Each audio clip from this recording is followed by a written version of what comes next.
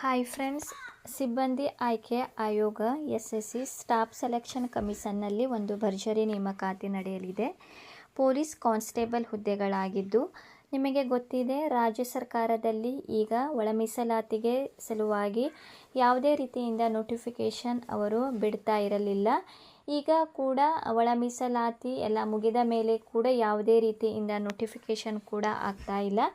ಮತ್ತೆ 5 ರಿಂದ 6 ತಿಂಗಳು ಯಾವುದೇ ರೀತಿಯಿಂದ ನೋಟಿಫಿಕೇಷನ್ ಆದೇಶ ಆಗುವುದಿಲ್ಲ ಅಂತ ಕೂಡ ಸುದ್ದಿ ಬರ್ತಾ ಇದೆ. ಗೊತ್ತಿಲ್ಲ.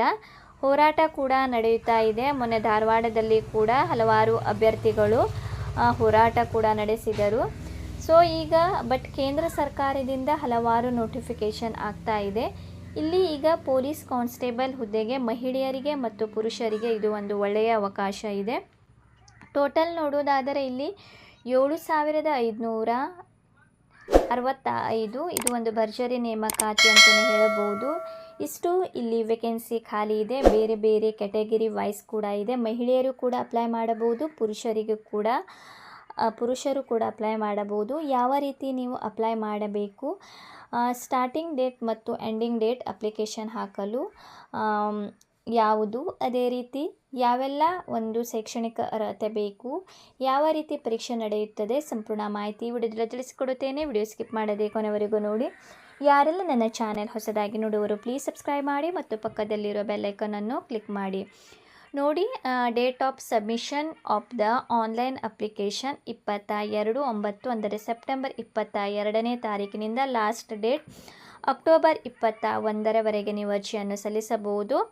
ಪೇಮೆಂಟ್ ಅಂದರೆ ಅರ್ಜಿ ಶುಲ್ಕಕ್ಕೆ 22/10 ಅಕ್ಟೋಬರ್ 22ನೇ ತಾರೀಕುವರೆಗೆ ನೀವು ಅರ್ಜಿ ಶುಲ್ಕವನ್ನು ತುಂಬಬಹುದು.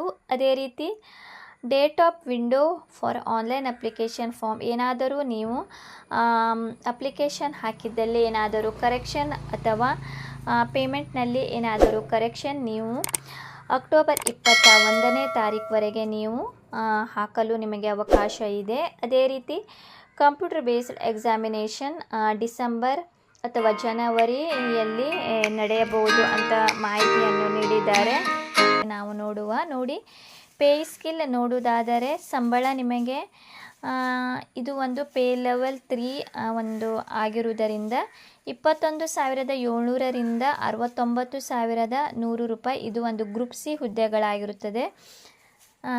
ಸೊ ಈಗ ಹುದ್ದೆಗಳ ವರ್ಗೀಕರಣ ನೋಡಿ. ಕಾನ್ಸ್ಟೇಬಲ್ 3, ಅದೇ ರೀತಿ ಇದು ಮೇಲ್ ಅಂದರೆ ಪುರುಷರಿಗೆ ಇರುತ್ತದೆ. ಅದೇ ರೀತಿ ಅವರ ಒಂದು ಪುರುಷರ ಹೈಟ್ ಇಲ್ಲಿ 170 ಸೆಂಟಿಮೀಟರ್ನಷ್ಟು ಇರಬೇಕು. ಈಗ ಮಹಿಳೆಯರದು ನೋಡೋಣ. ಫೀಮೇಲ್ ಕ್ಯಾಂಡಿಡೇಟ್ಸ್ ಅಪ್ ಟು 30 ಇಯರ್ಸಿಗೆ 8 ಮಿನಿಟ್ 1,600 ಮೀಟರ್ ಓಡಬೇಕು. Long jump 10 feet and high jump 3. Above 30 to 40 years ಅವರಿಗೆ 9 minutes 9 feet long jump 3.9. Above 40 ಇಯರ್ಸಿಗೆ 10 minutes race and 8 feet long jump and 2.6.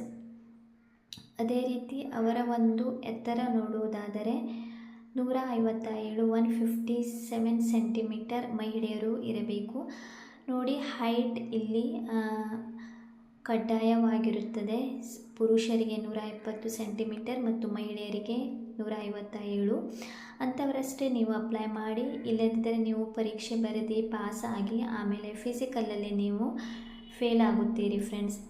ಅದೇ ರೀತಿ ನೀವು ಎಕ್ಸಾಮಿಗೆ ಹೋಗುವಾಗ ಫೋಟೋ ಇರುವ ಒಂದು ಐಡೆಂಟಿ ಕಾರ್ಡ್ ನೀವು ತೆಗೆದುಕೊಂಡು ಹೋಗಬೇಕು. ವೋಟರ್ ID ಆಗಲಿ ಅಥವಾ ಆಧಾರ್ ಕಾರ್ಡ್ ಆಗಲಿ, ಡ್ರೈವಿಂಗ್ ಪ್ಯಾನ್ ಕಾರ್ಡ್, ಪಾಸ್ಪೋರ್ಟ್, ಈ ರೀತಿಯಾಗಿ ನೀವು ಫೋಟೋ ಇರುವ ಒಂದು ಐಡೆಂಟಿ ಕಾರ್ಡನ್ನು ನೀವು ತೆಗೆದುಕೊಂಡು ಹೋಗಬೇಕು. ಇದಕ್ಕೆ 12th ಪಾಸಾದವರು ಈ ಒಂದು ಹುದ್ದೆಗೆ ಅರ್ಜಿಯನ್ನು ಸಲ್ಲಿಸಬಹುದು. 12ನೇ ತರಗತಿ.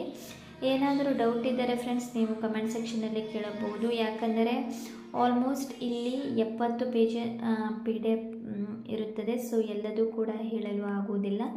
ಮೀಸಲಾತಿಗೆ ಅನುಗುಣವಾಗಿ ಕೂಡ ಇಲ್ಲಿ ಬೇರೆ ಬೇರೆ ಫಾರ್ಮೆಟ್ ಕೂಡ ನೀಡಿದ್ದಾರೆ ಫ್ರೆಂಡ್ಸ್. ಸೊ ನೀವು ನೋಡಿಕೊಳ್ಳಿ. ಏನಾದರೂ ಡೌಟ್ ಇದ್ದರೆ ನೀವು ಅಪ್ಲಿಕೇಶನ್ ಹಾಕುವಾಗ ನೀವು ಕಮೆಂಟ್ ಸೆಕ್ಷನಲ್ಲಿ ಕೇಳಬಹುದು.